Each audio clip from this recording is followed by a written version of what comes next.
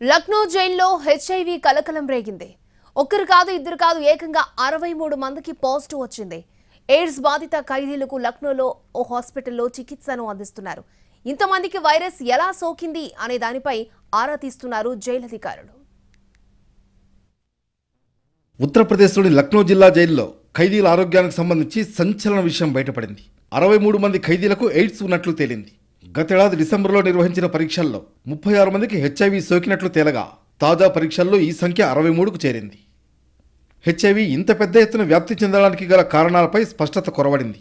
వీరిలో చాలా మందికి డ్రగ్స్ తీసుకునే అలవాటు ఉండడంతో ఒకరు వాడిన ఇంజెక్షన్లతో మరొకరు డ్రగ్స్ ఎక్కించుకునే సమయంలో వైరస్ ఒకరి నుంచి మరొకరికి సోకినట్లు ప్రాథమికంగా తెలుస్తోంది. వీరందరికీ ముందే హెచ్ఐవి ఉందని, జైల్లోకి వచ్చిన తర్వాత ఎవరికీ వైరస్ సోకలేదని మరో వాదన వినిపిస్తోంది. హెచ్ఐవి సోకినట్లు తేలిన వారందరికీ లక్నోలోని ఓ ఆసుపత్రిలో చికిత్స అందిస్తున్నారు. ఒక్కసారిగా భారీ సంఖ్యలో హెచ్ఐవి కేసులు బయటపడడంతో జైలులో వైరస్ మరింత వ్యాప్తి చెందకుండా చర్యలు తీసుకుంటున్నారు.